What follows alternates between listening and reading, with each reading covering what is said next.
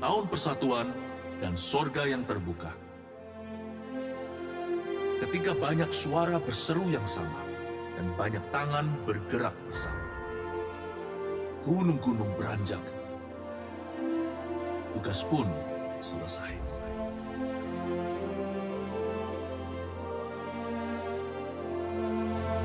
Waktu kita memilih untuk berdiri sebagai rekan, memandang tembus segala perbedaan, sebuah pintu di sorga terbuka lebar.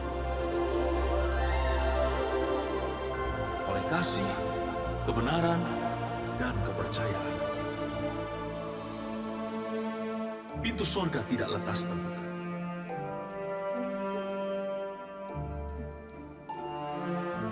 Menantikan berlalunya perang di antara kita.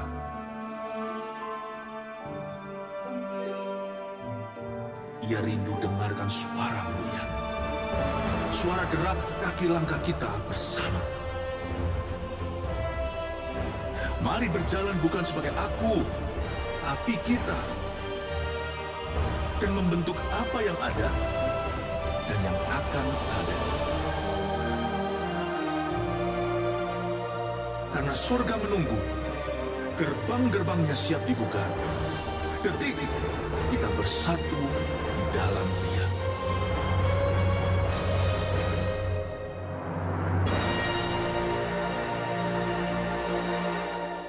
Biar segala yang bernafas memuji nama Tuhan, mari kita berdiri bersama-sama.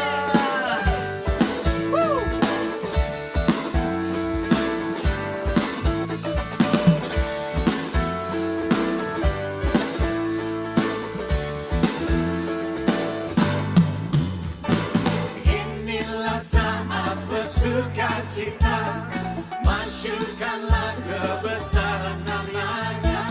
Ini saat, ini waktunya, keselamatan telah datang.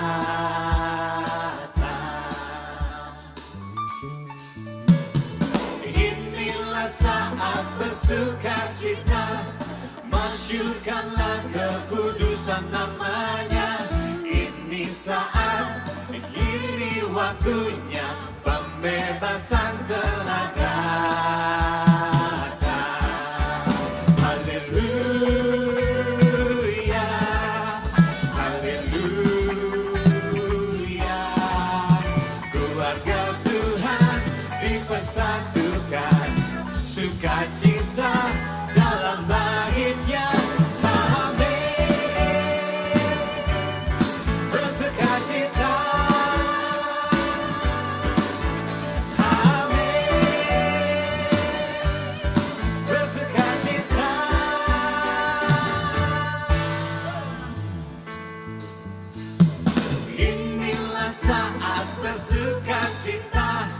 Masyurkanlah kebesaran karyanya.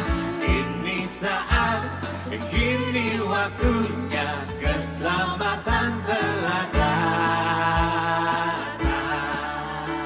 Inilah saat bersukacita. Inilah saat bersukacita. Masyurkanlah kekudusan namanya. Ini saat, ini waktunya, pembebasan telah datang. Haleluya, haleluya. Keluarga Tuhan dipersatukan, sukacita dalam bait-Nya. Amin. Bersukacita.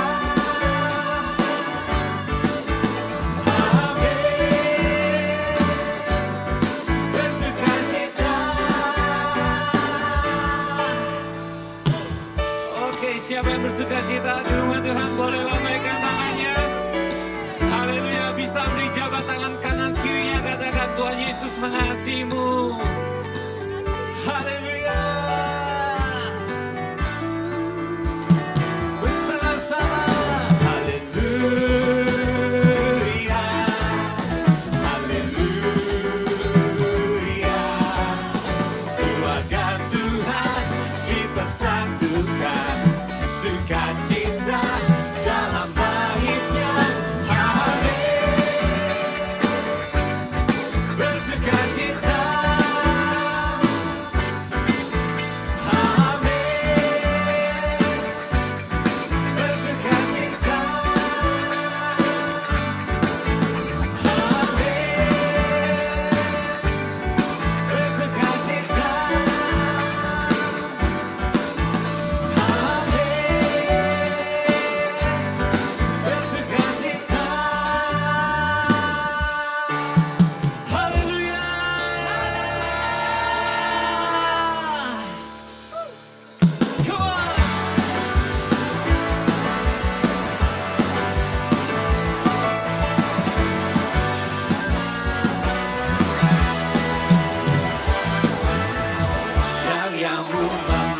pesona-Ku, Kau angkatku dari kelam kasih tulus memberi warna.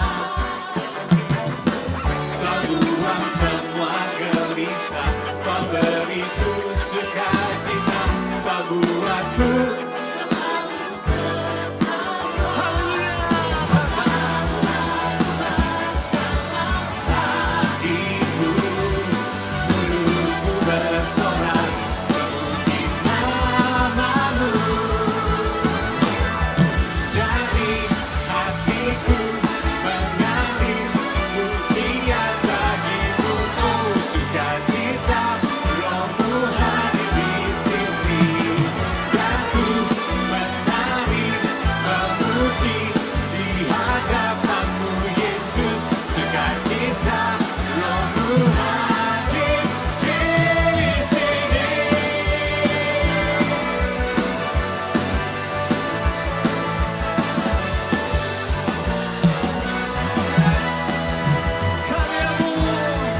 Karyamu mempesona-Ku, Kau angkatku dari kelam kasih tulus memberi warna.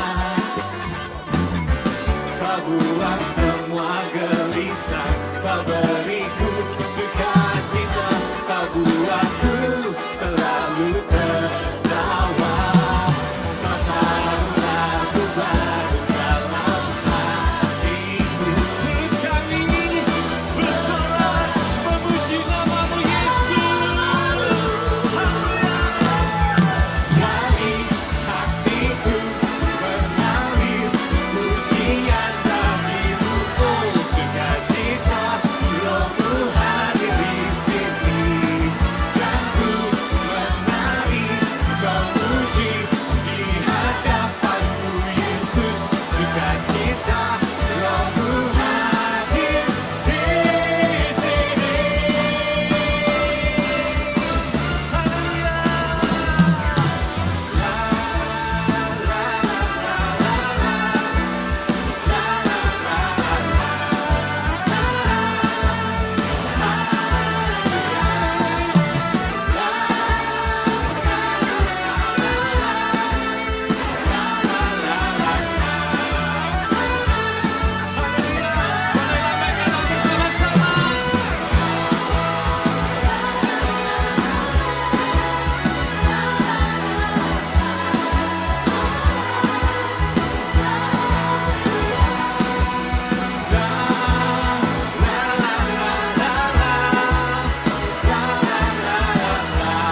Sukacita bersama-Mu dari hati kami. Dari hatiku mengalir pujian bagi-Mu, oh sukacita, Roh-Mu hadir di sini. Dan ku menari memuji di hadapan-Mu Yesus, sukacita, Roh-Mu hadir di sini. Sekali lagi bersama-sama.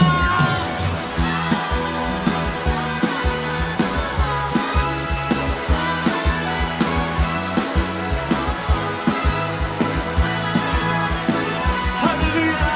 La la la la la la. La la la la la. Roh-Mu hadir di sini. Berikan salam sampai bagi Tuhan kita. Haleluya. Segala kemuliaan bagi-Mu Tuhan. Terima kasih. Bapak Ibu silakan duduk. Kami rasakan hadirat-Mu di tengah-tengah kami Bapa. Dan kami mengucap syukur Yesus.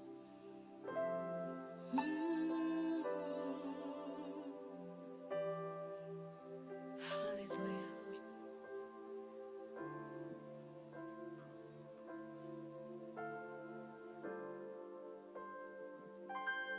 Saat indah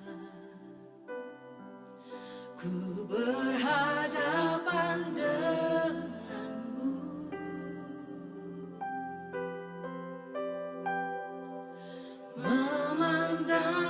wajah-Mu, Yesus kekasih jiwaku.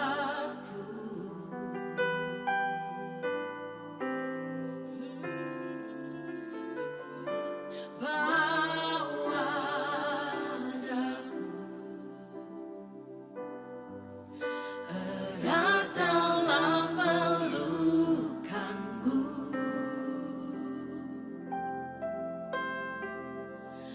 menikmati kasih dan indahnya hadirat-Mu. Katakan hadirat-Mu Tuhan, hadirat-Mu Tuhan, ku rasakan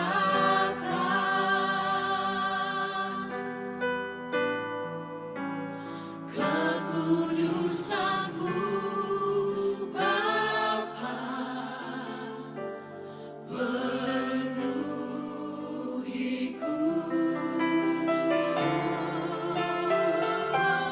Ku rindu selalu diam dalam bait-Mu,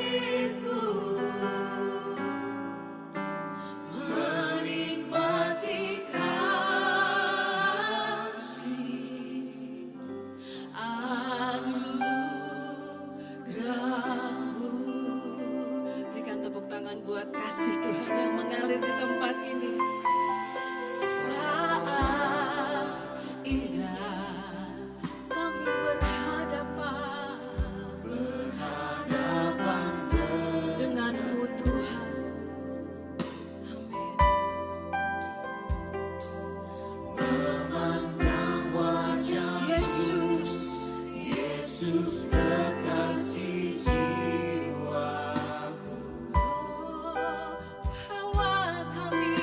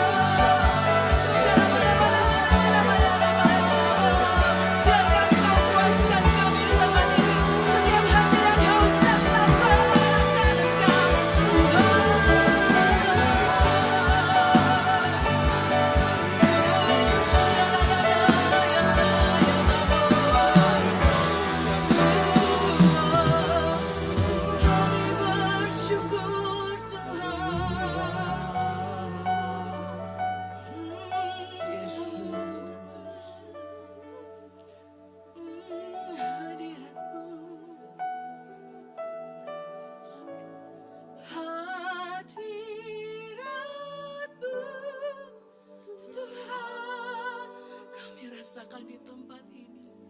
Ku rasakan, haleluya, kekudusan-Mu Bapa, penuhiku.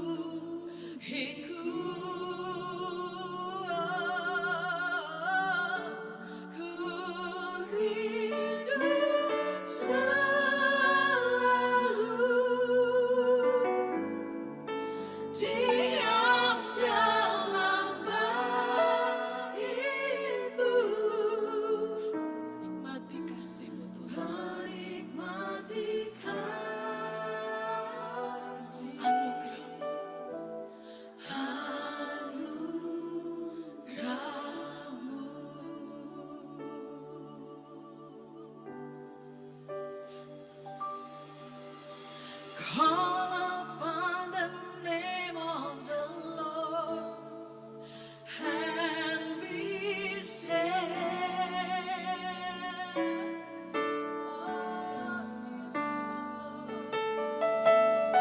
Call upon the name of the Lord and be saved.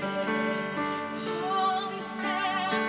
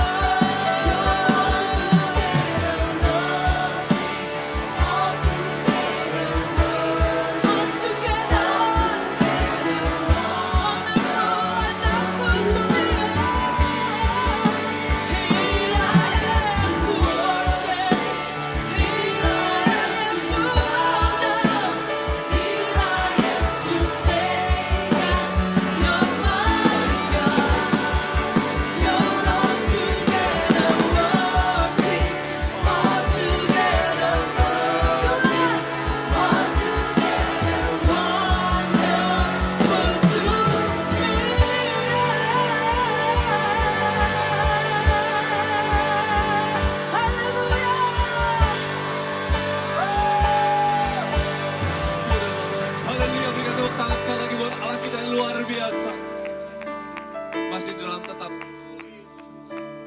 Persiapkan hati kita di dalam hadirat Allah. Tetap di dalam hadirat Allah. Kita akan berdoa syafaat. Kita berdoa syafaat. Mari sama-sama kita berdoa. Tuhan, kami mengucap syukur karena kami berada di bangsa ini. Kami mencintai bangsa kami Tuhan, bangsa Indonesia. Kami mencintai negara kami, di mana kami dilahirkan, di mana kami ditempatkan, di mana kami bertumbuh. Saat ini ya Bapa, kami bersatu hati, kami berdoa untuk bangsa kami Tuhan, untuk negara ini. Biar kasih Allah mengalir Tuhan. Kami percaya bangsa Indonesia ada di dalam hati-Mu juga. Bangsa Indonesia tidak pernah terluput oleh mata-Mu Tuhan. Dan bangsa Indonesia ada di dalam rencana-Mu. Tuhan, kami berdoa atas bangsa ini. Biar ada keamanan atas bangsa ini Tuhan. Engkau luputkan dari segala macam malapetaka. Dan juga kami berdoa atas setiap pemimpin bangsa ini Tuhan. Biar mereka memiliki hati yang takut akan-Mu. Dan setiap keputusan-keputusan yang mereka ambil, biarlah itu dipakai untuk mensejahterakan setiap rakyat yang ada. Tuhan, kami juga berdoa. Biar perlindungan-Mu Tuhan tidak pernah Engkau lepaskan atas bangsa ini Tuhan. Bangsa ini akan menjadi bangsa yang kuat. Bangsa ini akan menjadi bangsa yang memberkati bangsa-bangsa yang lain. Terima kasih Tuhan. Kami serahkan semua ke dalam tangan-Mu, bangsa kami, bangsa Indonesia. Bangsa yang kami cintai ini di dalam nama Tuhan Yesus. Dalam nama Tuhan Yesus kami bersepakat pada saat pagi hari ini. Berdoa Tuhan untuk gereja-Mu Tuhan. Datanglah kemuliaan-Mu atas gereja ini Tuhan. Kami bersepakat di dalam nama Tuhan Yesus. Kami mengadopsi isi hati-Mu Tuhan. Untuk mengerjakan Tuhan apa yang menjadi bagian kami Tuhan.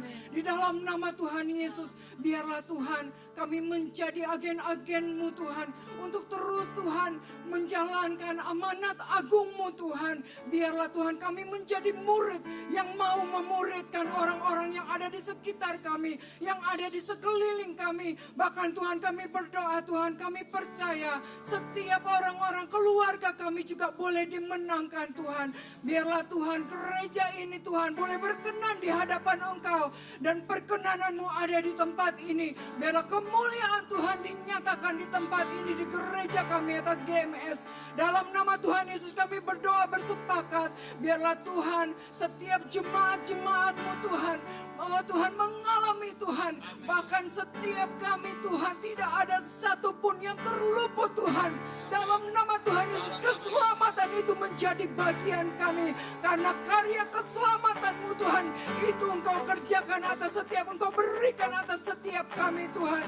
Dan kami percaya Tuhan mujizat-mujizat kesembuhan, kesehatan Engkau berikan atas setiap jemaat-Mu. Karena bilur-bilur-Mu mengalir atas setiap kami. Dan kami imani Tuhan di dalam nama Tuhan Yesus. Kami mengalami kesembuhan. Kami mengalami kesehatan yang daripada Engkau Tuhan. Bahkan sukacita, damai, sejahtera, pemeliharaan Tuhan turun atas setiap kami Tuhan. Bahkan kami percaya di tahun ini, di tahun Unity Tuhan, kami boleh bersama-sama bersepakat melakukan apa yang menjadi bagian kami. Melakukan apa yang Engkau sukai Tuhan. Melakukan seturut dengan kehendak-Mu. Dan kami percaya berkat-berkat surgawi-Mu, berkat-berkat ilahi-Mu turun atas setiap kami di dalam nama Tuhan Yesus. Haleluya. Amin. Sebab Engkau Tuhan yang menjawab doa dengan iman. Aku percaya penuh ada kuasa di dalam doaku. Aku tercipta dalam nama Yesus. Ada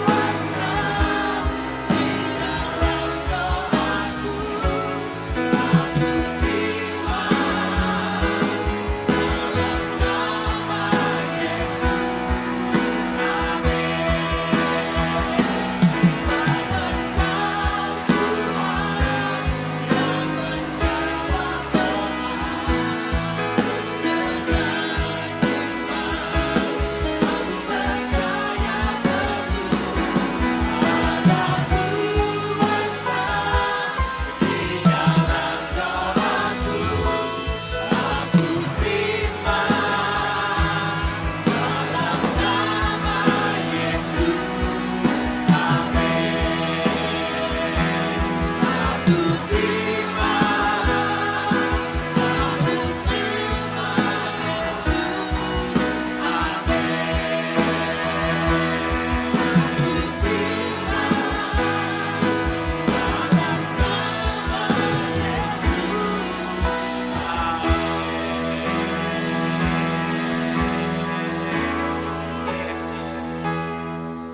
menerima Tuhan segala kuasa-Mu Tuhan di tempat ini Tuhan. Kami ini datang dengan kekudusan Tuhan, bukan atas hasil usaha kami. Kami datang dengan segala kebenaran yang bukan atas jasa kami Tuhan. Kami datang karena Engkau yang menguduskan kami, Engkau yang membenarkan kami, Engkau juga yang melayakkan kami Tuhan. Ini kami anak-anak-Mu Tuhan, terimalah kami Tuhan. Di bawah kaki-Mu kami mau bermanja-manja dengan-Mu Tuhan. Kami sedang menyiapkan hati kami. Pujian penyembahan kami membasuh hati kami Tuhan. Peluk erat kami, dekap kami ya Tuhan. Kami mau belajar tentang kebenaran firman-Mu Tuhan. Sampaikan kebenaran firman-Mu dengan terang benderang Tuhan, dengan gamblang. Supaya kami tidak sulit mengerti Tuhan kebenaran firman-Mu Tuhan. Kami serahkan kuasa daging kami di bawah tali kekang roh. Biar Roh Kudus, Engkau mengambil alih hati dan pikiran kami Tuhan. Bantu kami ya Tuhan untuk di setiap kalimat, di setiap kata dan iota, Engkau menggandeng tangan kanan kami, Engkau menampung air mata kami di kirbat minum-Mu Tuhan. Kami datang dengan hati yang tulus murni, kami mau merendahkan hati ini. Karena siapakah kami ini di hadapan-Mu Tuhan? Kami adalah anak-anak-Mu Tuhan. Oh terima kasih Tuhan, siapkan kami Tuhan untuk mendengar firman-Mu. Kenyangkan kami dengan segala yang baik dari firman-Mu ini Tuhan. Sembunyikan hamba-Mu di balik salib-Mu Tuhan. Sembunyikan segala agenda pribadi di balik segala agenda sorgawi Tuhan. Terima kasih Tuhan. Hanya di dalam nama Tuhan Yesus kami sudah berdoa. Kami sudah mengucap syukur. Haleluya. Amin. Sorak-sorai buat Tuhan kita. Silakan duduk Bapak Ibu. Terima kasih PAW. Wow. Shalom semuanya. Apa kabarnya? Selamat bulan baru ya. Bulan Februari ya. Sudah tidak terasa. Tahun 2026 tinggal 11 bulan lagi. Masih ada 11 bulan lagi ya. Happy New Month. Selamat bulan baru. Oke, saya senang sekali bisa melayani Bapak Ibu hari ini di tempat ini. Saya 3 kali melayani di ibadah 1, 2, dan 3. Ya menunya udah disiapin gak ya? Saya lupa ya bikin menu 1, 2, 3-nya. Mudah-mudahan belum ya? Ya sudahlah. Nanti saya jelaskan secara lisan aja ya. Ada 3 kali ibadah. Oh sudah ya? Oke, thank you multimedia. Di layar utama nggak bisa muncul ya. Oke, hari ini ada 3 kali ibadah. Tema bulan ini sebetulnya untuk GMS, seluruh sinode GMS itu adalah tentang persahabatan dan keluarga. Bulan kedua ini. Jadi nanti di ibadah pertama saya akan lebih banyak bicara tentang persahabatan. Which is nanti gimana caranya kita mencari nasihat. Dalam persahabatan, nasihat bisa datang dari orang yang lebih tua. Bisa datang juga dari peer atau orang yang peer itu pasti setara gitu ya. Ya, begitu ya. Kita akan bicara tentang nasihat. Ya, saya beri judul itu sadari kebiasaan mencari nasihat yang tidak sehat. Itu ya, nanti kita akan kupas dari cerita Rehobeam, Raja Israel. Ya, kita akan lihat gimana sih betapa tidak sehatnya selama ini kita ketika mencari nasihat. Gitu ya, kita coba hindari jebakan-jebakan dalam mencari nasihat. Nah, nanti di ibadah 2 dan 3 saya lebih banyak bicara tentang keluarga. Ya, jadi cuma ibadah 1 aja yang saya lebih banyak bicara tentang persahabatan. Tapi nanti ibadah 2 dan 3 itu saya akan bicara tentang tentang keluarga. Yang ibadah 2 nanti sorry ya, saya agak flu soalnya. Alami berkat suami istri yang sepakat dengan Tuhan. Itu ibadah 2. Ya, kita akan belajar dari Priscilla dan Aquila. Selama ini kita sering dengar Priscilla, sering dengar Aquila gitu ya. Saya juga, hati saya itu begitu. Waktu itu saya lupa sih, di apps kita itu kan ada doa puasa ya. Saya lupa di tanggal berapa, mungkin Bapak Ibu ada yang ingat. Saya lupa, kalau saya tidak salah di hari keberapa belas kita berpuasa, itu ada tentang Priscilla Aquila. Waktu saya baca tuh hati saya tuh langsung pingin rindu mengenal Priscilla Aquila. Karena selama ini buat saya itu cuma tahu Priscilla Aquila itu sekelebat, sekilas. Priscilla Aquila itu sering menjadi simbol kesepakatan suami istri. Langsung saya cari tahu. Saya tergugah untuk bawain khotbah tentang Priscilla Aquila. Ya, Priscilla Aquila itu cuma 6 kali muncul di Alkitab. Tapi luar biasa munculnya. Ya, berkat suami istri kita akan belajar banyak tentang suami istri yang sepakat dengan Tuhan dari Priscilla Aquila. Lalu di ibadah ketiga nanti kita akan bicara tentang panggilan imamat seorang mama. Nah, ini unik ini ya. Kita nanti akan bicara tentang hubungan mama dan anak. Ini bukan area expertise saya. Saya beberapa kali bawain tentang papa, because I'm a father, but I'm not a mother gitu kan. Tapi nggak tahu ya, saya nggak bisa menghindar dari yang ini Bapak Ibu. Waktu saya menyiapkan khotbah ini kan saya dikasih slot 3 kali ibadah. Saya tuh dapat 2 ibadah, yang satu ini nggak dapat Bapak Ibu. Saya berusaha menghindari yang satu ini tentang mama dan anak. Nanti kita akan sama-sama belajar dari siapa? Kalau mama dan anak udah pasti paling jelas Hana dan Samuel. Ya, saya berusaha menghindari area ini gitu ya. Cuman nggak tahu ya, saya nggak nemu ya ibadah 3 tuh mau ngomong apa itu nggak nemu ya. Sudahlah saya menyerah. Ya sudahlah, saya bawain Hana dan Samuel. Panggilan imamat, panggilan imamat. Imamat itu sebetulnya fungsi papa, imam. Tapi mama juga menurut saya punya panggilan imamat loh. Punya fungsi imamatnya. Tentu tidak menggantikan papa sebagai imam, tapi dia punya fungsi yang sangat strategis untuk anak. Ya, nanti kita belajar dari Hana dan Samuel. Oke, itu 3 ibadah kita hari ini. Dan untuk yang ibadah pertama, kembali lagi ke tadi ya, kita mau belajar sama-sama dari Raja Rehabeam tentang sadari kebiasaan mencari nasihat yang tidak sehat. Siapkan hati kita Bapak Ibu, yuk kita baca dulu firman-Nya dari 1 Raja-Raja. Iya, saya juga belum nandain. Oh ada. 1 Raja-Raja 12 ayat 1 sampai 14 aja deh. Ya, 1 Raja, yes betul. 1 Raja-Raja 12 ayat 1 sampai 14. Saya bacain buat Bapak Ibu. Ikutin ceritanya ya Bapak Ibu ya. Jangan ngelamun, jangan tertidur. Tantangan membaca kitab perjanjian lama, musuh besarnya adalah tidur. Nanti saya sambil cerita biar nggak bosan ya. Tapi semoga cerita saya tidak menjadi dongeng yang meninabobokan Bapak Ibu. Yuk, judulnya pecahnya kerajaan itu. Kerajaan apa? Kerajaan Israel.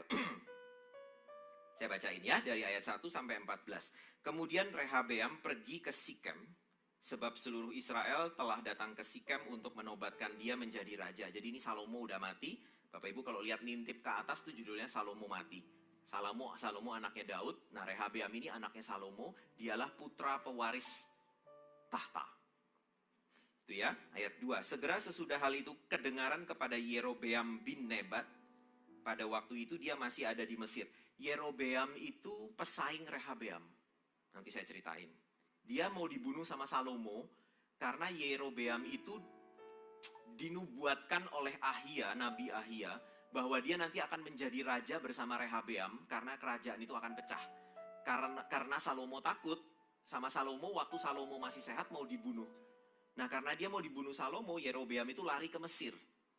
Nah, makanya di sini dibilang ketika Yerobeam sesegera sesudah hal itu kedengaran kepada Yerobeam, pada waktu itu dia masih ada di Mesir karena dia masih lari dari Salomo.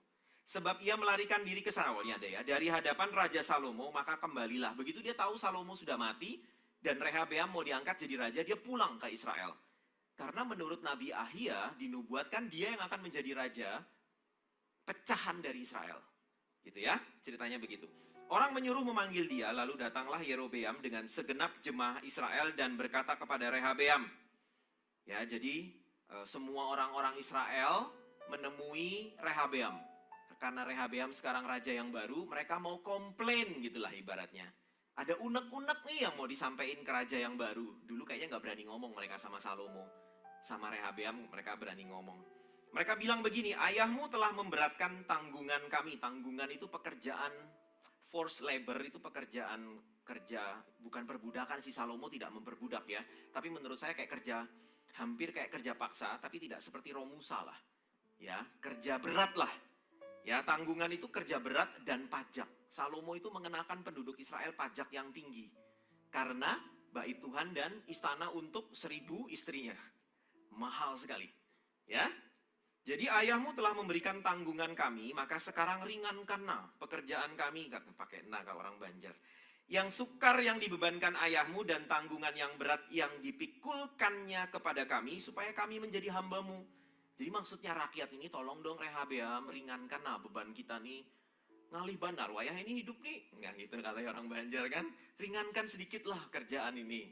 Gitu ya, supaya kami akan menjadi hambamu yang setia, maksudnya gitu loh. Tapi apa nih katanya Rehabeam? Tetapi ia menjawab mereka, pergilah sampai lusa, kemudian kembalilah kepadaku. Lalu pergilah rakyat itu. Sampai sini waktu saya pertama kali baca dulu berapa tahun yang lalu, saya seneng. Ini raja luar biasa, saya bilang. Dia nggak langsung kasih jawaban. Pulang dulu dah kalian, aku pikirin dulu. Wow, dulu belum tahu Rehabeam. Sekarang udah tahu ceritanya ya, kecewa saya. Lanjut ayat 6. Sesudah itu Rehabeam meminta nasihat dari para tua-tua, elders ya, orang-orang tua. Ini penasihat, bukan orang tua rakyat di pinggir jalan dipanggilin, bukan. Penasihat raja, ada yang tua, ada yang muda. Mana tadi? Oke, sesudah itu Rehabeam meminta nasihat dari para tua-tua yang selama hidup Salomo mendampingi Salomo ayahnya. Katanya, apakah nasihatmu untuk menjawab rakyat itu? Mereka berkata, jika hari ini engkau mau menjadi hamba rakyat, mau mengabdi kepada mereka, dan menjawab mereka dengan kata-kata yang baik, maka mereka menjadi hamba-hambamu sepanjang waktu. Mulia sekali nasihat dari elders. Ya, para senior ya, para senior, kami yang muda-muda ini membutuhkan nasihat Anda. Ya, nanti kita bahas lebih jauh ya. Tetapi ia mengabaikan langsung Rehabeam mengabaikan nasihat yang diberikan para tua-tua itu, lalu ia meminta nasihat kepada orang-orang muda yang sebaya. Yang sebaya dengan dia dan yang mendampinginya. Kalau saya baca yang mendampingi ini ternyata memang penasihat raja. Dalam bahasa Inggrisnya itu they stood before the king gitu lah ya. Jadi mereka tuh berdiri selalu di hadapan raja. Jadi orang yang mengitari raja lah ya. Ada tua-tua, ada muda-muda. Gitu ya. Mana tadi? Ayat 9. Katanya kepada mereka, apakah nasihatmu supaya kita dapat menjawab rakyat yang mengatakan kepadaku, ringankanlah tanggungan yang dipikulkan kepada kami oleh ayahmu? Lihat ini. Lalu orang-orang muda yang sebaya dengan dia itu berkata, beginilah harus kau katakan kepada rakyat yang telah berkata kepadamu, ayahmu telah memberatkan tanggungan kami, tetapi engkau ini berilah keringanan kepada kami. Begini nih, kamu harus ngomong, katanya gitu ya. Kelingkingku lebih besar daripada pinggang ayahku. Apa artinya ini? Metaforik ya, ini metafora. Kelingkingku lebih besar daripada pinggang ayahku. Maka sekarang ayahku telah membebankan kepada kamu tanggungan yang berat, tetapi aku akan menambah tanggunganmu. Wow. Ayahku menghajar kamu dengan cambuk, aku akan menghajar kamu dengan cambuk yang berduri besi. Cambuk yang berduri besi itu ngomong-ngomong yang dipakai mencambuk Yesus ya, tahu ya? Di cambuk, ujungnya ada bola, ada durinya. Durinya itu bukan lurus, Bapak-Ibu. Yang kayak gitu, kayak arit, celurit. Yesus kan gitu, tahu ceritanya ya? Kalau itu dicambukkan ke punggung Yesus, waktu ditarik keluar, dagingnya terkoyak ikut keluar ya. Mana tadi? Oke. Tapi ini kayaknya simbolik sih. Cambuk ini simbolik saja, karena setahu saya Salomo tidak mempermudah. Jadi maksudnya teman-teman yang muda ini, jangan ringankan pajaknya, tambah lagi gitu loh maksudnya. Bukan dicambuk beneran sih. Karena mereka bukan lagi di zaman perbudakan. Menurut saya ya, nggak ada di Alkitab sih, tafsiran saya. Ayat 12, pada hari lusanya datanglah Yerobeam dengan segenap rakyat kepada Rehabeam. Datang nih Yerobeam sama orang Israel, ini sudah hari lusa kan, tadi kan Rehabeamnya bilang kembali lagi lusa. Ya nih, sudah lusa, dia udah kembali. Ya, oke, kembalilah kepadaku pada hari, pada hari lusanya datanglah Yerobeam dengan segenap rakyat kepada Rehabeam, seperti yang dikatakan raja, kembalilah kepadaku pada hari lusa. Raja menjawab rakyat itu dengan keras, beneran nasihat yang muda yang dipakai sama dia. Ia telah mengabaikan nasihat yang diberikan para tua-tua kepadanya. Ia mengatakan kepada mereka, ayat 14. Ia mengatakan kepada mereka menurut nasihat orang-orang muda, ayahku, beneran disampaikan ya, telah memberatkan tanggungan kamu, tetapi aku akan menambah tanggunganmu itu. Ayahku persis disampaikan. Ayahku telah menghajar kamu dengan cambuk, tetapi aku akan menghajar kamu dengan cambuk yang berduri besi. Jadi raja, ayat 15 ya, kita baca sampai 15 saja kali ya. Jadi raja tidak mendengarkan permintaan rakyat, sebab hal itu merupakan perubahan yang disebabkan Tuhan, supaya Tuhan menepati firman yang diucapkannya dengan perantaraan Ahia orang Silo kepada Yerobeam bin Nebat. Ayat 15, nggak usah bingung Bapak Ibu ya. Oke, saya cerita sejarah dulu Bapak Ibu ya, supaya Bapak Ibu paham sejarah kerajaan Israel. Kerajaan Israel itu kan karena dosa raja-raja, karena dosa Israel lah ya basically. Lalu dosanya Daud, lalu dosanya Salomo. Akhirnya Tuhan bilang, apa karena dosamu kamu tidak setia kepadaku, kerajaan Israel ini harus kupecah dua. Tapi Tuhan tidak mau melakukan pada zaman Daud. Karena hatinya Daud itu benar-benar buat Tuhan. Ya, akhirnya Tuhan bilang nanti akan kulakukan pecahnya kerajaan Israel ini, hukuman ini akan kuberikan nanti di zaman bahkan bukan pada anakmu. Karena melihat Daud. Ya, para papa, kita standing ya, kita stand for our children gitu ya, kita berdiri buat anak-anak kita. Jadi Salomo itu lolos dari hukuman itu bukan karena Salomo tapi karena Daud. Nah, diberikan ke anaknya Salomo. Anaknya Salomo itu Rehabeam. Gitu ya. Yerobeam itu sebetulnya tadinya pekerjanya Salomo. Salah satu pekerja Salomo yang baik. Tapi karena Yerobeam ini dipilih Tuhan untuk menjadi raja tandingan bagi Rehabeam, Salomo nggak mau dong. Mau dibunuh sama Salomo, Yerobeam lari ke Mesir. Begitu Salomo mati, Yerobeam merasa aman, dia pulang ke Israel karena dia tahu dia sudah dinubuatkan oleh Nabi Ahia bahwa dia akan menjadi raja Israel. Nah, titik fatalnya Bapak Ibu, kerajaan Israel yang sudah kokoh menjadi satu itu harus pecah menjadi dua karena Rehabeam. Hanya karena Rehabeam salah ngomong, salah menerima nasihat, kerajaan Israel itu Bapak Ibu pecah menjadi dua. Itu kalau saya nggak salah ya 400 tahun lamanya kerajaan itu pecah menjadi dua. Sampai mereka dibuang ke pengasingan. Yang Israel dibuang ke Asyur, yang Yehuda kan dibuang ke Babilonia. Jadi Israel itu terpecah menjadi dua, utara dan selatan. Yang utara adalah ke-10 suku, saya nggak hafal semuanya. Yang dua yang ikut Rehabeam itu Yehuda dan Benyamin. Yehuda turunan Daud. Sisanya selain Yehuda dan Benyamin ikut Yerobeam. Yerobeam akhirnya diangkat menjadi raja karena Rehabeam tidak menerima saran masukan mereka untuk meringankan pajak tadi itu. Nah, yang lebih cilaka Bapak Ibu. Bapak Ibu kalau baca perjanjian lama di kitab Raja-Raja, Bapak Ibu akan sering menemukan kata-kata seperti ini. Karena dosa Yerobeam bin Nebat, itu Yerobeam ini. Yerobeam raja tandingan ini. Yerobeam ini parah setelah Israel itu pecah menjadi dua. Bait suci itu kan adanya di Yerusalem. Di bawah kuasa Rehabeam, anak aslinya Salomo. Nah, Israel itu kan setiap tahun mereka berziarah kan untuk datang ke Bait Kudus di Yerusalem.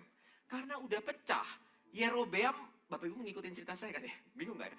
Yerobeam melarang umat Israel untuk datang ke Bait Suci ke tempatnya Rehabeam. Karena dia takut kalau orang-orang Israel sering ke sana, lama-lama nanti pingin bergabung ke negara sana. Jadi supaya umat Israel itu tidak sering-sering ke Bait Kudus, ke Bait Suci yang dibangun Salomo itu, tahu nggak apa yang dilakukan Yerobeam? Mereka bangun gereja tandingan. Gila nggak? Jadi Yerobeam tuh bikin lagi satu, ya kayak Bait Suci gitu, mesbah untuk mereka berdoa. Supaya umat Israel yang 10 suku itu tidak sering-sering ke Yerusalem. Saking takutnya kehilangan umat. Jadi hanya satu kesalahan Rehabeam, gara-gara salah kasih input, salah menerima nasihat, Israel itu jadi kayak tercabik-cabik seperti itu loh. Rusak. Ya, bukan Rehabeamnya aja. Yerobeam juga mewariskan dosa yang fatal. Bapak Ibu kalau baca kitab Raja-Raja, itu sampai raja keberapa saya nggak tahu. Disebut terus karena dosa Yerobeam bin Nebat, karena dosa Yerobeam bin Nebat, karena turun-temurun Bapak Ibu, karena satu orang ini. Tapi satu orang ini pun juga karena salah Rehabeam. Aduh, saya itu ya, seandainya Rehabeam itu waktu itu menerima nasihat tua-tua, Israel itu nggak akan pecah seperti itu, nggak akan dibuang seperti itu. Hanya karena satu kesalahan fatal, rusak 400 tahun. Kita mulai cari poin demi poin ya. ayat ke-8 Bapak Ibu. Kita bisa baca lagi ya. Saya lompat-lompat aja ya Bapak Ibu ya. Kita mulai masuk ke poin-poinnya. Kita baca di ayat 8. Jadi setelah ia mendengar nasihat dari yang muda, dari yang tua, di situ disebutkan di ayat 8, tetapi ia mengabaikan nasihat yang diberikan para tua-tua itu. Lalu ia meminta nasihat kepada orang-orang muda yang sebaya dengan dia dan yang mendampinginya. Menurut saya ya Bapak Ibu, I wish ya seandainya gitu ya. Seandainya saya bisa mengubah nasib itu ya. Saya lebih baik memilih Rehabeam itu seharusnya tidak punya penasihat muda. Tapi karena dia punya penasihat muda, itu yang membuat dia tergoda untuk datang pada nasihat yang muda. Menurut saya ya Bapak Ibu ya, penting loh buat kita sometimes ekstrim untuk benar-benar membatasi lingkungan pergaulan kita. Supaya kita tidak punya godaan untuk datang meminta nasihat ke orang yang salah. Lebih baik akhiri. Gitu loh. Saya enggak tahu ya, Salomo itu dulu punya penasihat muda ya. Saya enggak tahu sih. Tapi Alkitab tidak menyebutkan itu gitu loh. Nasihat orang-orang tua tadi Bapak Ibu, di Alkitab tadi disebutkan ya. Coba kita lihat lagi ya, ayat saya lupa. Ayat 6. Sesudah itu, Rehabeam meminta nasihat dari para tua-tua yang selama hidup Salomo mendampingi Salomo loh. Itu penasihat tua itu ya. Mereka itu menasihati orang paling hikmat di dunia. Can you imagine that? Kebayang nggak? Rehabeam ini ya menurut saya. Ya ampun, dia tuh nggak tahu kah? Bapaknya tuh orang paling hikmat aja butuh nasihat dari para tua-tua ini. Lah, dia begitu mendengar nasihat dari para tua-tua ini, langsung diabaikan. Dia langsung mencari yang muda. Menurut saya ya, lebih baik sebetulnya Rehabeam itu tidak punya penasihat muda. Karena itu membuat dia mencari nasihat di alamat yang salah. Nomor satu yang kita bisa belajar dari sini Bapak Ibu. Ya, kebiasaan kita mencari nasihat yang tidak sehat itu yang pertama. Kita tidak mencari nasihat di alamat yang tepat. Saya ulangin, itu kebiasaan pertama kita yang biasanya sering kita lakukan. Kita tidak mencari nasihat di alamat yang tepat. Kenapa? Karena kita mengelilingi hidup kita dengan alamat-alamat yang tidak tepat. Seandainya dia hanya mengelilingi dirinya dengan para tua-tua. Loh, saya nggak bilang semua orang tua pasti bijaksana ya. Tapi orang tua menurut saya relatif lebih bijaksana karena mereka sudah melalui apa yang kita belum lalui. Sementara kita belum melalui apa yang mereka sudah lalui. Dan orang yang usianya lebih tua, itu relatif. Saya nggak bilang ini hukum mutlak ya. Tapi relatif. Mereka lebih calm down, lebih tenang. Makanya tadi saya bilang di awal ya, para senior, Pak Yokas nggak ada ya, saya titip sama Pak Yokas ya nanti. Para senior, we need you more than you think. We need you more than we think. Gereja ini butuh penasihat-penasihat senior, yang rambutnya sudah mulai memutih, yang kulitnya sudah mulai mengeriput, tapi mata rohaninya tidak pernah buta. Mata duniawinya mungkin sudah mulai berkurang, kayak mata saya ini. Ngomong saya masih muda loh ya. Kita butuh orang-orang senior.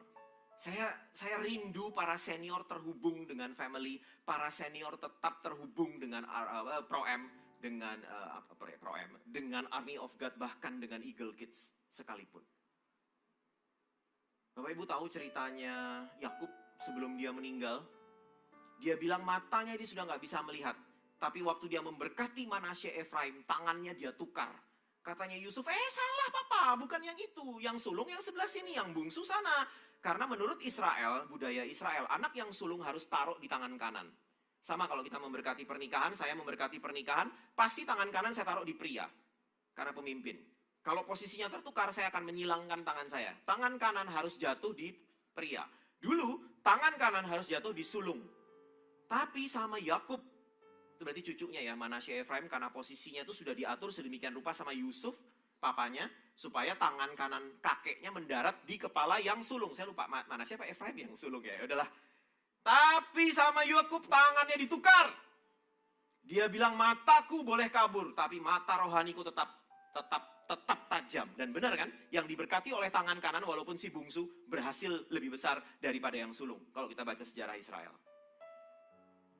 Hei para senior, mata kita boleh mengabur, tapi mata rohani gak akan pernah kabur. Saya akan tetap mencari para senior.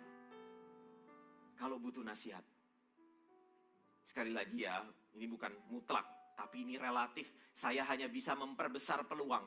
Lebih besar peluangnya untuk dapat nasihat yang tepat kalau dari para elders, para tua-tua. Kita yang masih punya papa juga ya. Walaupun mereka bukan orang percaya, tapi sometimes ya, orang tua itu, hikmat hidupnya itu sudah terbentuk secara otomatis dalam pengalaman hidupnya. Mereka sudah banyak makan asam garam. Kita cuma makan gula aja. Dengarkan. Ya, Tuhan sering pakai loh orang-orang tua. Menurut saya Bapak Ibu, mana yang lebih penting? Penasihat atau nasihat? Penasihat itu lebih penting menurut saya daripada nasihat. Kalau Bapak Ibu mencari nasihat, lihat orang yang memberi nasihat juga. Mau nggak mau sih. Penasihat itu perlu dilihat. Nggak cukup lihat nasihat. Karena nasihat bisa terasa benar. Tapi penasihat tidak perlu dirasa-rasa untuk benar. Kalau Bapak Ibu mengenal penasihat Bapak Ibu, pilihlah penasihat yang buahnya sudah kelihatan. Tapi untuk melihat nasihat itu tepat atau tidak, itu susah. Karena Bapak Ibu punya agenda pribadi. Punya perasaan. Perasaan kita akan menyesatkan kita. Tapi ketika kita sudah punya penasihat dari awal sebelum masalah itu terjadi, kita lebih aman. Karena penasihat itu, ya pilih ya, tapi ya jangan sembarangan orang dijadiin penasihat ya Bapak Ibu ya. Pilih penasihat yang tepat. Maka hidupmu akan selamat. Itu penting banget. Saya sih lebih sering, nasihat penting iya. Tapi penasihat itu menurut saya lebih sering kali lebih penting daripada nasihatnya. Lebih baik pilih penasihat dulu karena ketika kita memilih penasihat yang benar, nasihatnya benar. Tapi ketika kita mencari nasihat yang benar itu belum tentu benar. Karena ada faktor perasaan kita. Ada faktor kebutuhan pribadi yang mencemari nasihat itu. Sehingga nasihat itu akan terdengar benar. Nah pertanyaan saya, boleh nggak punya banyak penasihat? Amsal berkata, ya ini Rehabeam ini ya. Padahal semua obatnya ada di papanya loh. Ini kebacut anak satu ini, Rehabeam ini. Ya tapi mungkin Salomo ya, yang tidak mendidik anaknya ya. Karena ngurusin istrinya yang 1000 itu loh. Sampai anaknya gak kurus. Loh ini Rehabeam ini anak persis di bawah Salomo loh. Dia hidup 40 tahun bersama papanya loh. Papanya meninggal dia usia 41. Berarti dia 40 tahun hidup sama papanya dan papanya yang menulis Amsal. Papanya bilang di Amsal 11 ayat 4. Coba. Nanti ada lagi di bawah tuh. Amsal 11 ayat 4 ini favorit kan? Bisa dibantu multimedia? Oh, saya belum kasih ya. Bisa dibantu ya. Tuh, jikalau tidak ada pimpinan jatuhlah bangsa, tetapi jikalau penasihat banyak keselamatan ada. Berkali-kali saya menemukan 3-4 kali Salomo bilang penasihat banyak. Pertanyaan saya Bapak Ibu, ini pertanyaan sempat saya bahas sama istri saya karena jujur saya juga bingung. Boleh nggak punya penasihat banyak? Kayak Amsal. Boleh. Saya kasih tahu perbedaannya ya. Penasihat yang ada di ayat-ayatnya Amsal, Salomo, kebanyakan itu penasihat-penasihat yang sifatnya taktis. Tapi untuk penasihat kehidupan, saya dan istri sepakat tidak pernah ada second opinion. Penasihat teknis, iya. Penasihat prinsip, tidak. Cuman satu. Salomo bicara tentang penasihat banyak dalam konteks perang. Dalam berperang kita butuh penasihat banyak karena ada ahli strategi, ahli logistik, ahli kuda, ahli apalah banyak. Boleh. Tapi untuk memutuskan perang atau tidak, kita cuma bertanya pada satu orang. Zaman raja dulu bertanya pada nabi. Jadi untuk yes go atau no go, kita cuma butuh satu. Penasihat. Tapi untuk teknis, boleh pakai banyak penasihat. Itu pewahyuan yang saya dapat. Saya tanya sama istri saya, setuju gak? Setuju. Oke, saya bawain. Penasihat, counselor. boleh banyak. Ya, tapi ingat, penasihat yang prinsip hanya satu. Penasihat teknis boleh banyak.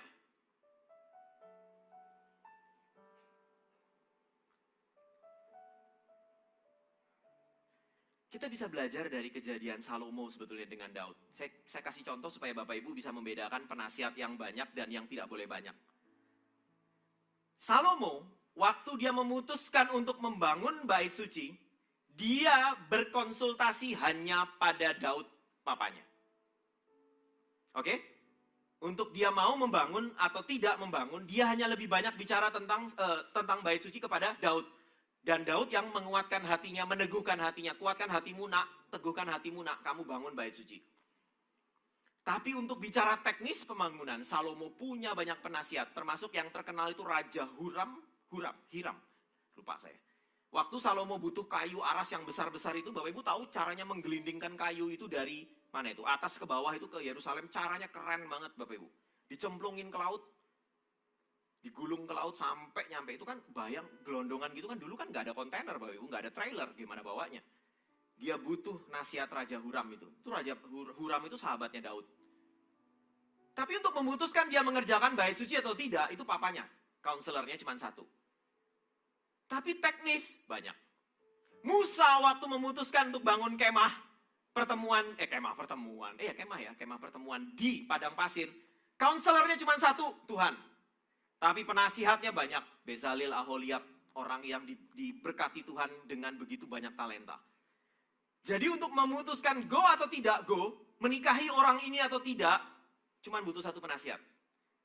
Tapi nanti kalau Bapak Ibu hamil, Ibu hamil dong Bapak Ibu, kok bisa Bapak hamil? Ibu hamil, mau tanya pendapat dokter, silakan. Itu konselor jadi banyak. Yang suami mau perbaiki rumah, bangun rumah, tanya yang ngerti bangunan, silakan. Ngerti bedanya Bapak Ibu? Miliki satu penasihat dan pasti itu penasihat sorgawi Bapak Ibu. Miliki ya, satu quote yang saya bagikan ke Bapak Ibu ya. Miliki penasihat sorgawi. Hikmat sorgawi itu mampu menggapai perkara duniawi tapi tidak sebaliknya. Jadi waktu tadi saya bilang Bapak Ibu perlu punya satu counselor untuk memutuskan yang prinsip. Kalau yang teknis banyak penasihat, go, boleh. Tapi yang prinsip Bapak Ibu cuma perlu satu dan carilah penasihat sorgawi.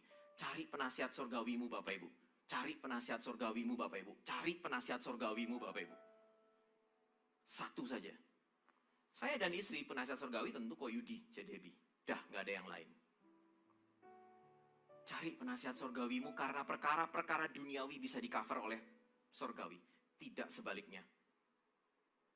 Ya, Bapak Ibu, perkara-perkara duniawi itu bisa di-cover dengan baik oleh kuasa sorgawi. Tapi tidak sebaliknya. Kalau Bapak Ibu hanya mengandalkan satu penasihat duniawi, saya bisa kebayang, nasihat yang keluar akan seperti ini. Ini penasihat duniawi ya. Pasti pengalaman saya dan istri udah 10 tahun lebih. Penasihat duniawi akan seperti ini. Gak apa-apa lah, yang penting kita baik sama orang. Usah, kayak gitu-gitu gak perlu. Yang penting baik lah, baik. Ya kan? Gak apa-apa, cincai lah, baik. Anda datang ke penasihat seperti itu. Sorry aku sama istriku kayaknya harus memutuskan bercerai. Karena tidak ada kecocokan lagi di antara kami kok. Ya sudahlah, yang penting cerainya baik-baik ya. Yang penting baik. Anda akan ketemu penasihat-penasihat seperti itu. Dan itu terdengar baik. Yang terdengar baik belum tentu baik. Kelegaan tidak akan pernah bisa mengganti kebenaran. Anda hanya lega itu. Tapi itu bukan benar. Hanya dengan penasihat sorgawi, kami ini loh berapa kali orang datang mau bercerai. No. Jawabannya no. Tapi Anda datang ke orang duniawi, teman sejawat, teman arisan, teman kantor. Ya sudahlah, kasihan anakmu ya, demi anakmu lah. Perceraian itu tidak pernah membela anak Bapak Ibu. Kalau Bapak Ibu mau membela anak, stay together. Perceraian itu yang melukai anak loh. Dari mana rumusnya perceraian itu menyelamatkan anak? Duniawi. Semoga bisa diterima ya Bapak Ibu ya. Kita lanjut ke poin berikutnya. Nah, kita sekarang akan mulai melihat kelakuan Rehobeam yang lebih dalam lagi. Di ayat 7 Bapak Ibu ya, ini yang bikin Rehobeam langsung menolak nasihat para tua-tua. Baca ayat 7 Bapak Ibu. Mereka berkata, jika hari ini engkau menjadi hamba, mau mengabdi. Menjawab mereka dengan kata-kata yang baik. Kalau engkau mau menghambakan diri, menjawab dengan kata-kata yang baik, itu tidak menyenangkan kupingnya Rehobeam, Bapak Ibu. Nomor 2 yang saya mau bagikan, hati-hati dengan ini. Kita itu cenderung mencari nasihat yang enak didengar. Rehobeam ini, Bapak Ibu, saya jamin Bapak Ibu kalau pelajarin ini ya. Waktu dia mau datang ke tua-tua, dia itu kayak mau test the water aja Bapak Ibu. Syukur-syukur kalau si tua-tua ini nanti sepakat, wah aku bisa all out, lega rasanya. Tapi kalau si tua-tua ini nanti dasar orang tua ini gitu ya, tidak memberikan nasihat yang menyenangkan kupingku, aku akan pergi ke teman-teman mudaku. Dia sudah menyiapkan dirinya untuk mendengar yang enak bagi kupingnya. Terbukti Bapak Ibu, coba Bapak Ibu perhatiin ya, kalimat demi kalimat mana ya. Ayat 8, begitu ayat 7 orang tua-tua itu ngomong engkau menghambalah, merendahkan hatilah, jawab dengan kata-kata yang baiklah. Langsung loh ayat 8 coba baca. Tetapi ia mengabaikan nasihat itu. Langsung, gak pakai mikir.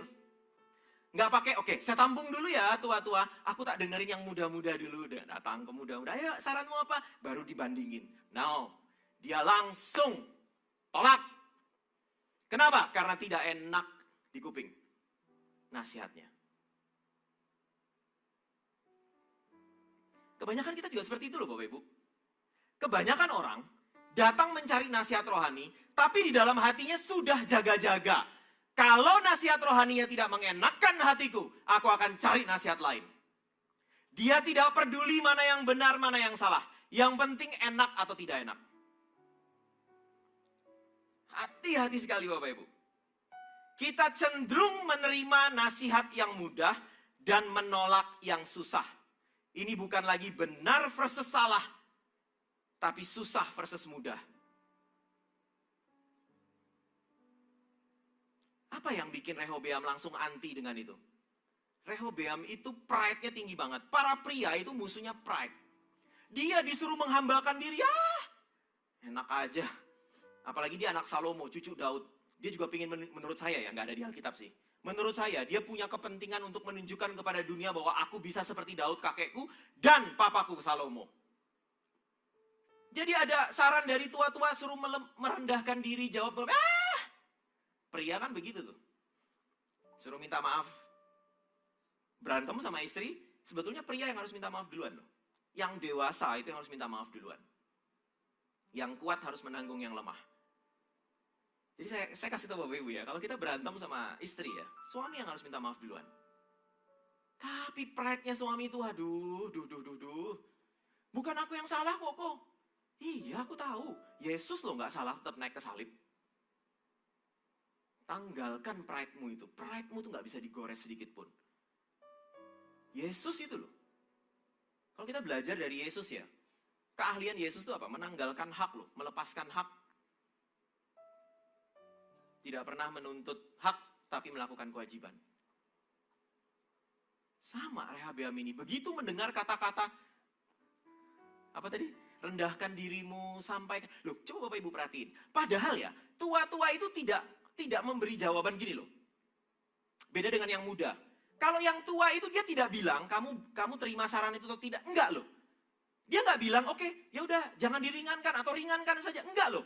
Tua-tua itu bilang apapun nanti keputusanmu, yang penting kamu nyampaikannya jangan dengan kekerasan, dengan kata-kata yang baik. Loh itu ada juga di Amsal loh. Papanya loh yang nulis Amsal 15 ayat 1. Coba, banyak ini cuma contoh aja ya. Amsal 15 ayat 1, multimedia. Ini banyak yang kayak gini Salomo nulis. Jawaban yang lemah lembut meredakan kegeraman. Tetapi perkataan yang pedas membangkitkan amarah. Banyak, Bapak Ibu kalau cari kayak gini Amsal banyak. Bapaknya nulis itu semua, anaknya gak ngerti sama sekali. Heran ya, pride-nya terlalu tinggi. Begitu dengar jawaban dari tua-tua, kok lemah, aku kelihatan, aku kan raja, I'm the king man. Masa raja menghambakan diri? Lu papanya lo nulis. Dia nggak belajar. Dia mencari yang enak didengar. Di kupingnya nggak enak merendah itu. Nggak enak. Dia nggak mau, Rehabeam itu nggak mau. Dia udah bukan cari lagi nasihat yang benar sih menurut saya. Dia tuh mencari nasihat yang enak, yang gampang. Tahu nggak Bapak Ibu? Nasihat apa yang selalu terasa susah dari dulu, sekarang, dan selama-lamanya? Saya ulangin. Nasihat apa yang akan selalu terasa susah dari dulu, sekarang, dan selama-lamanya? Nasihat sesuai firman. Saya balik sekarang. Nasihat apa Bapak Ibu yang dari dulu, sekarang, dan selama-lamanya akan selalu terasa mudah? Nasihat sesuai keinginan.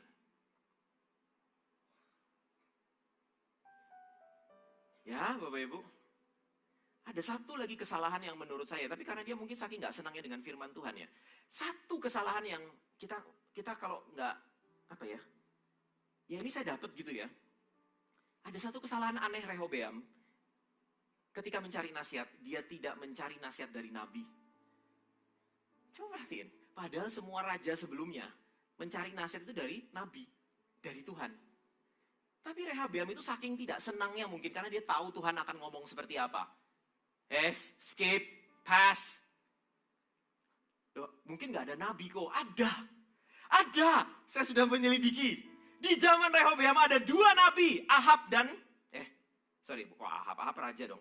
Ahia dan Semaya. Itu nabi kalau kita baca, yang saya khotbahkan hari ini ke bawah sedikit lagi ketemu tuh. Ada Ahia dan Semaya, 2 nabi. 2 nabi, tidak ada satupun yang dipanggil oleh Rehabeam. Saking tidak sukanya dengan perintah Tuhan. Sama dengan kita juga kan? Kalau kita mencari nasihat, berat ini, next. Orang berikutnya, masih berbau firman Tuhan, next. Yang ini duniawi, nah ini nasihat yang kubutuhkan. Ini nasihat terbaik yang aku pernah dengar. Kalau tidak ada unsur firman Tuhannya, itu menjadi nasihat terbaik.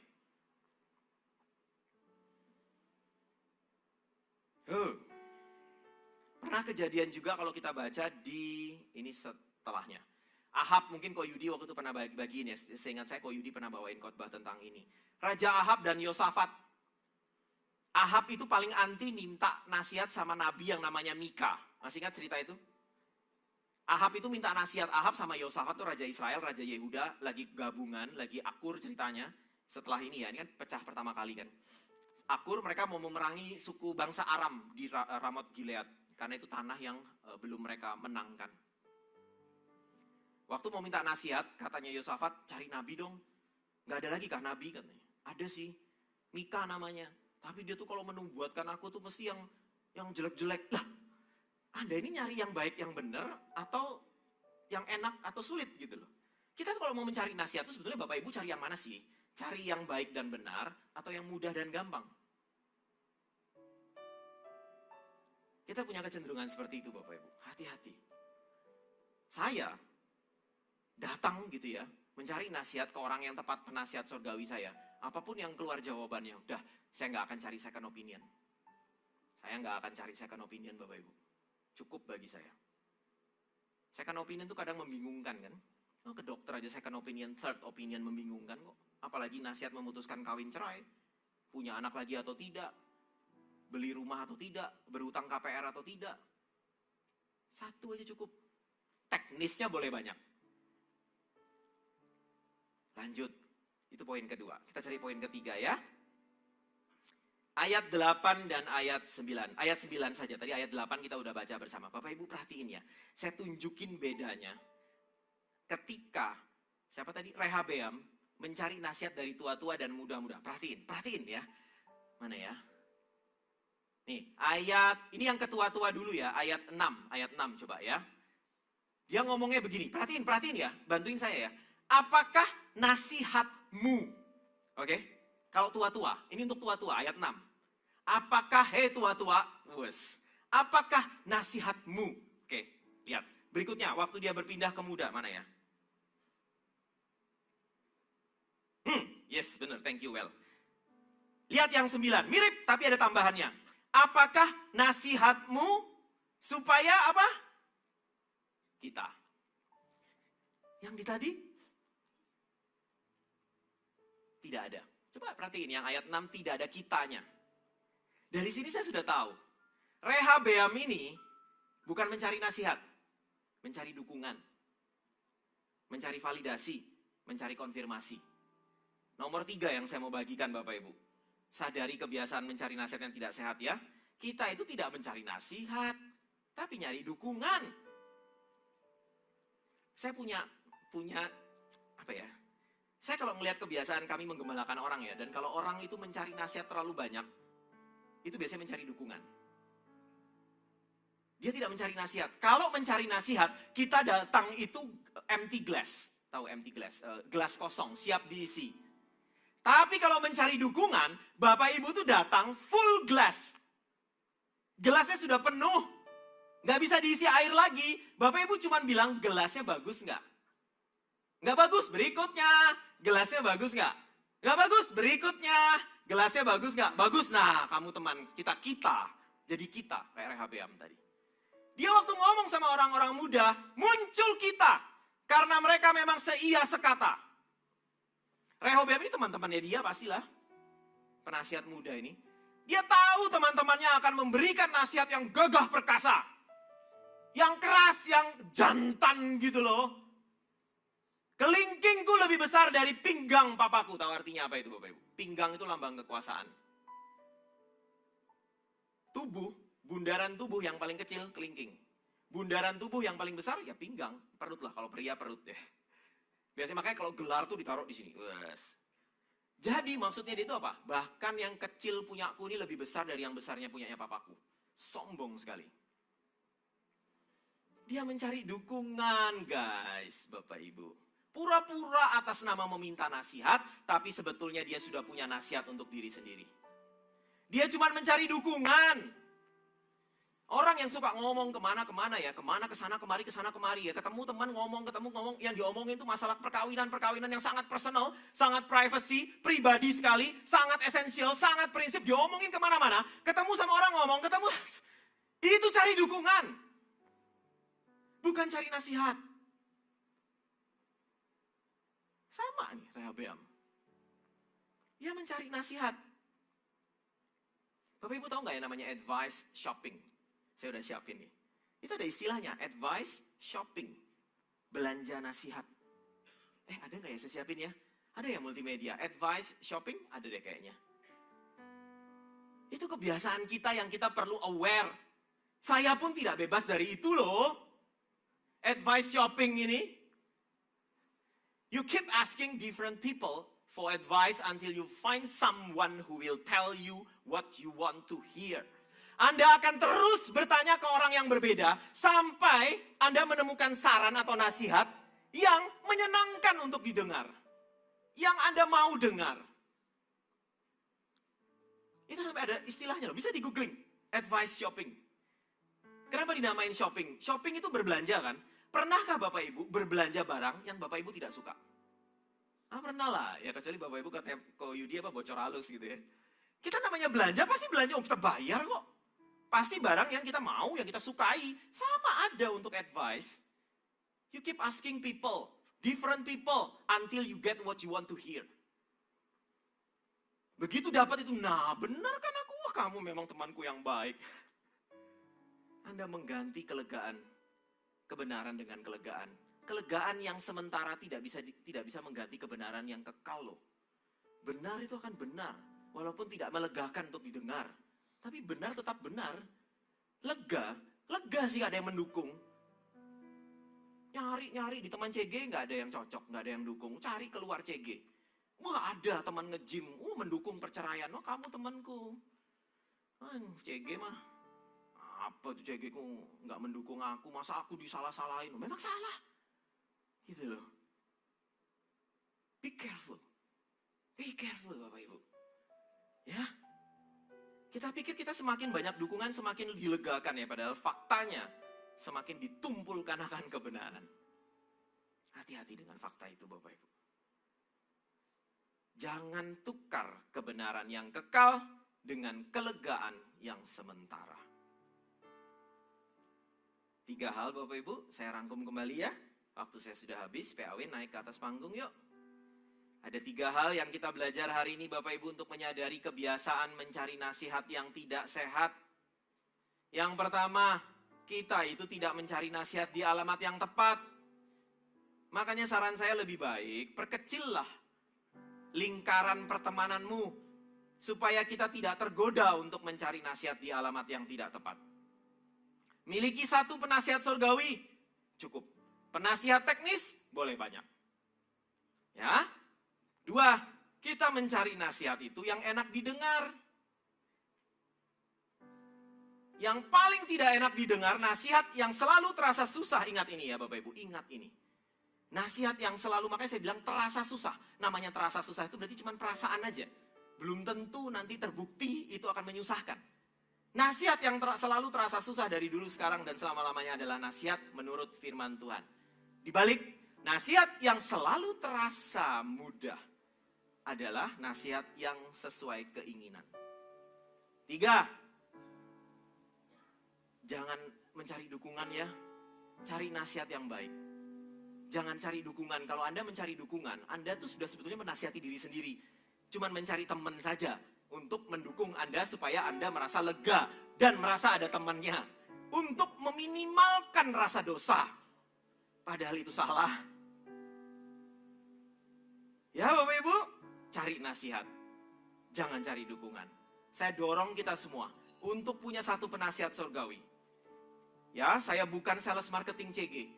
Saya adalah bukti hidup orang yang tinggal di dalam CG, dan saya menemukan penasihat surgawi dari zaman saya waktu masih jadi anggota. Saya punya penasihat 1, CGL saya. Waktu saya jadi CGL, saya punya penasihat surgawi 1, coach saya. Waktu saya jadi coach, saya punya penasihat surgawi saya, apa? TL. Walaupun sudah almarhum ya, Ko Arianto kalau kenal. Waktu saya di TL, saya punya 1 penasihat surgawi saya, Ko Yudi Cedebi. Titik, saya tidak akan cari second opinion. Itu saja dari saya. Kita tutup Alkitab kita naikkan 1 pujian ini. Kaulah pengharapan, Saya undang Bapak Ibu bangkit berdiri yuk. percaya hanya kepadamu. Yesus, kaulah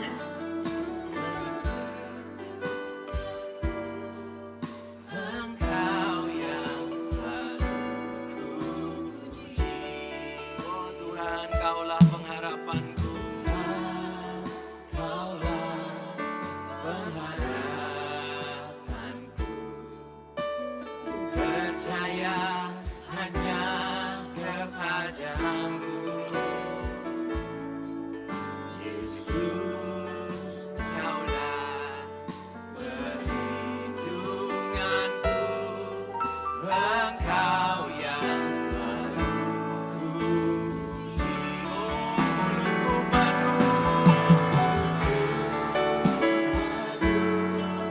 dengan pujian kepadamu ya Yesus.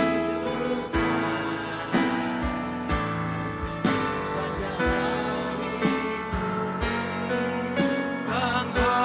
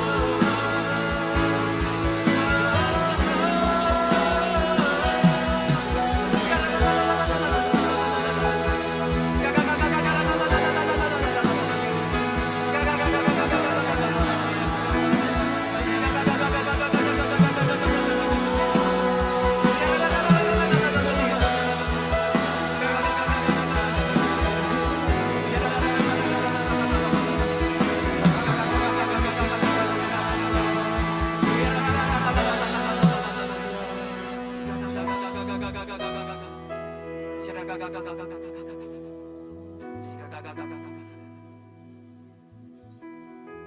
yes.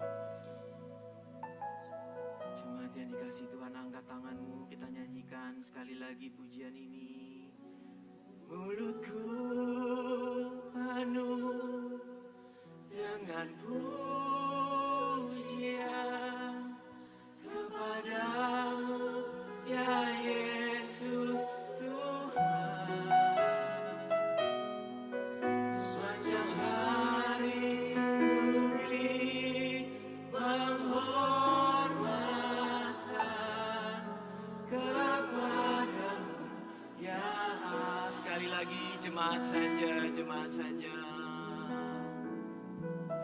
Mulutku penuh dengan pujian kepadamu, ya Yesus Tuhan. Sepanjang hari ku beri penghormatan kepadamu, ya Allahku. Sepanjang hari ku beri penghormatan kepadamu, ya Allahku. Sekali lagi. Sepanjang hari ku beri penghormatan kepadamu, ya Allah. Sorak-sorai buat Tuhan kita. Oh yes, Jesus. Thank you Tuhan, terima kasih Tuhan, dengan segala yang baik ini Tuhan. Kami makan firman-Mu Tuhan, kami datang kepadamu, kami mendekat kepadamu untuk mendengar. Bukankah mendekat lebih baik daripada mempersembahkan korban bakaran yang dilakukan oleh orang-orang yang tidak mengenal-Mu Tuhan? Kami makan firman-Mu Tuhan, kami bawa dalam kehidupan kami Tuhan. Untuk kami ini punya langkah-langkah menghindari mencari nasihat yang tidak sehat. Kami nggak mau mencari nasihat di alamat yang tidak tepat Tuhan. Berikan kami ya Tuhan, kirimkan kami your wonderful counselors Tuhan buat kami. Kami butuh satu penasihat sorgawi. Kirimkan ya Tuhan. Jadikan kami juga penasihat sorgawi bagi orang lain. Bagi keluarga kami, bagi anak-anak CG kami, bagi karyawan-karyawan kami, teman-teman kami juga Tuhan. Ingatkan kami ya Tuhan ketika kami sedang mencari nasihat yang enak didengar. Ingatkan kami seringkali nasihat dari firman-Mu itu tidak enak didengar, bagaikan memakan pil pahit yang menyembuhkan kami Tuhan. Oh yes, Yesus, kami juga Tuhan tidak mau mencari dukungan di mana-mana Tuhan. Bagi kami penasihat surgawi-Mu cukup. Bagi kami Engkau sendiri cukup. Christ is always enough for me, for us. Oh thank you Tuhan. Jemaat yang dikasih Tuhan, saya rindu berdoa buat Bapak Ibu yang hari ini rindu untuk menerima kuasa demonstratif berupa perkataan hikmat untuk kita pakai menasihati orang lain.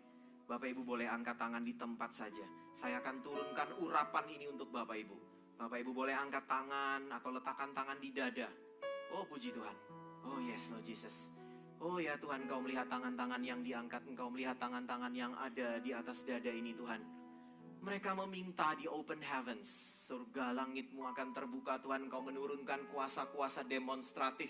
Ketika mereka berkata-kata akan keluar kata-kata hikmat dari-Mu Tuhan. Akan keluar pilihan-pilihan kata surgawi yang begitu sempurna.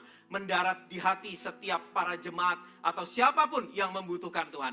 Inilah Tuhan juru bicara surgawi-Mu Tuhan. Inilah Tuhan ambasador surga-Mu Tuhan. Engkau pakai mereka Tuhan untuk memperkatakan kebenaran firman-Mu Tuhan. Bukan untuk menyenangkan hati, tapi untuk memenangkan jiwa Tuhan. Taruhlah Tuhan perkataan hikmat itu Tuhan. Hikmat yang bermula dari takut akan Engkau saja Tuhan. Engkau pakai mereka semua ini Tuhan. Mereka mengangkat tangan Tuhan tinggi-tinggi. Mereka menerima urapan yang baru itu Tuhan. Turun atas mereka. Setiap perkataan mereka akan menyembuhkan. Setiap perkataan mereka akan menghiburkan. Setiap perkataan mereka akan menguatkan. Setiap perkataan mereka akan menyelamatkan jiwa-jiwa. Terima kasih Tuhan. Kami meteraikan firman ini Tuhan hanya di dalam nama Tuhan Yesus. Kami berdoa dan mengucap syukur. Haleluya. Amin.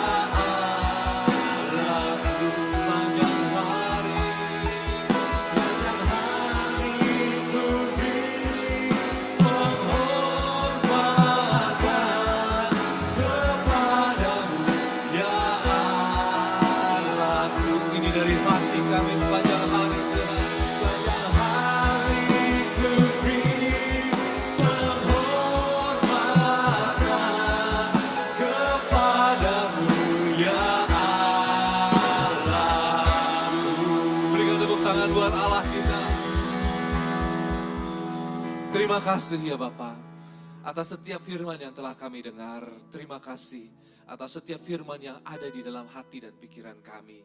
Biar itu terus menjadi buah bagi kami semua Tuhan.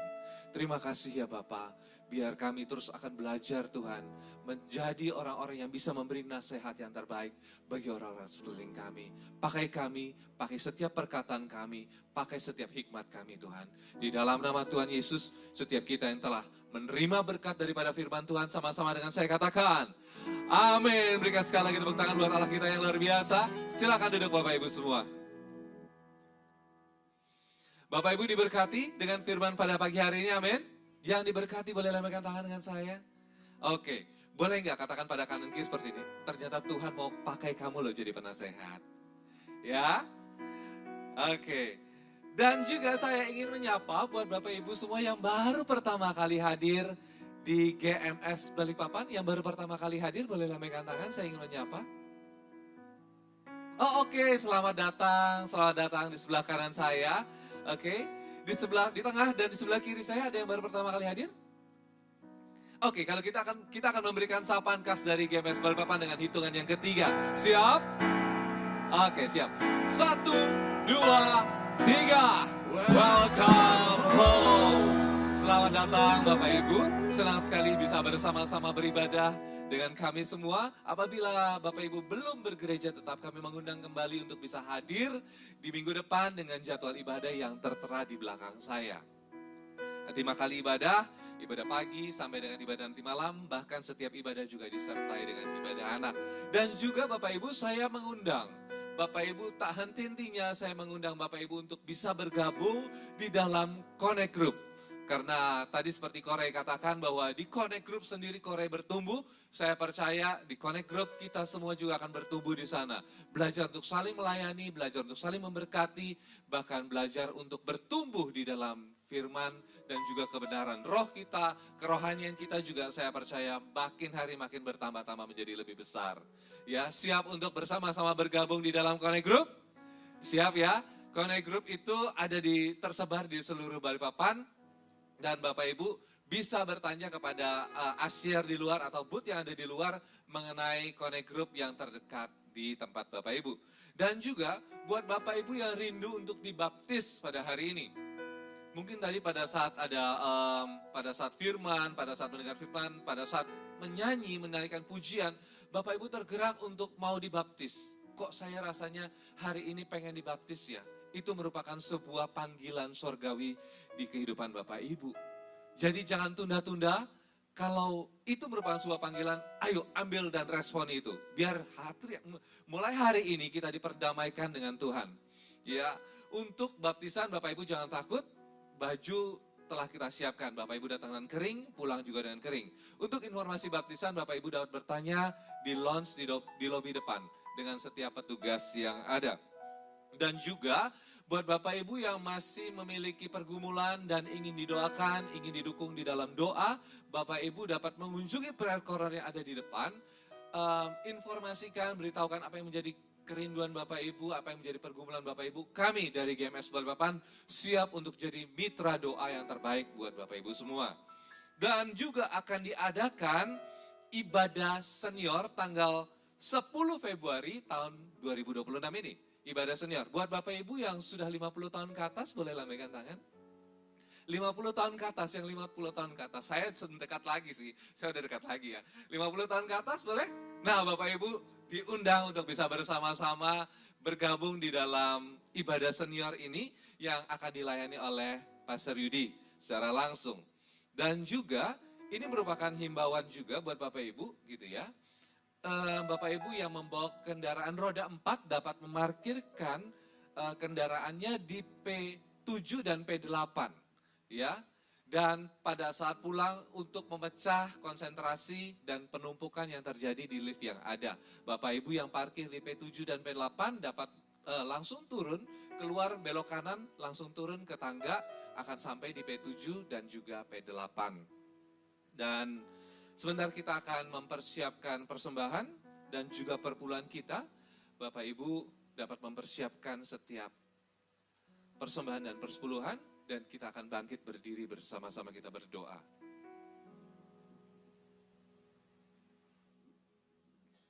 Mari kita angkat setiap amplop kita. Tuhan, kami mengucap syukur buat setiap berkat yang Kau beri dalam kehidupan kami.